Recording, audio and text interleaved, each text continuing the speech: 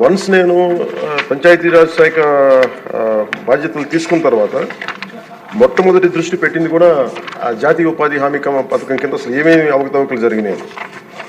ఎంత గొప్ప పాలసీ పెట్టినా పథకం పెట్టినా జనం అందరూ అంటే మనకి పార్టీలు కొల్యూడైపోయి అందరూ అంటే ఒకళ్ళని కరప్షన్ చేసామని అర్థం చేసుకోగలం, కానీ ఒక గ్రూప్స్ కొల్యూడైపోతే తప్పులు నిర్ధారించడం చాలా కష్టమైపోతుంది.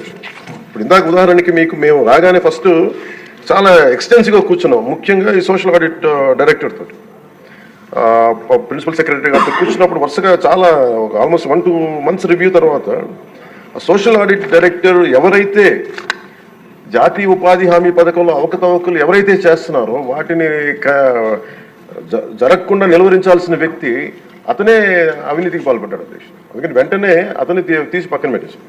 అవి కాకుండా మేము తీసుకున్న ఇమ్మీడియట్ చర్యలు ఏంటంటే అధ్యక్ష, ఒకటి మేము ఈ social audit, vigilance cell, quality control 3 కొత్త వాళ్ళని పెట్టాం అధ్యక్ష. కొంచెం ఎఫెక్టివ్ పీపుల్ని పెట్టాం. ఇప్పుడు ఉదాహరణకి సోషల్ ఆడిట్ని ఒక 2 months బ్యాక్ పెట్టాం, చాలా మందిని సార్ట్అవుట్ చేసి వన్ హూ ఇస్ కేపబుల్ అలాంటి వ్యక్తిని పెట్టాం అధ్యక్ష. అలాగే విజిలెన్స్ సెల్కి చీఫ్ విజిలెన్స్ ఆఫీసర్ని పెట్టాం, 5 months అయింది. అలాగే headed by chief quality control engineer పెట్టాం అధ్యక్ష, సీనియర్ మన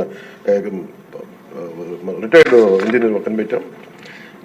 మేము చేశాక మేమేం చాలాసార్లు ఉదాహరణకి 2024-25లో అబ్జెక్షనబుల్ ఎక్స్పెండిచర్ అంటే ఇది అవినీతికి దారి చూపిస్తుందని చెప్పి దాదాపు 250 కోట్ల అవినీతి జరిగింది అని చెప్పేసి సోషల్ పీపుల్స్ ఆడిట్ ఫోరం నుంచి మనం దాదాపు ఇప్పటికీ 546 మండలాల్లో మనం సోషల్ ఆడిట్ చేసాం ఇప్పుడు దాకా ఆడిట్ ఫోరం. ఇంకొక మిగతా మండలాలు 665లో 546 చేసాం అధ్యక్ష. మార్చి 31కి అయిపోతుంది.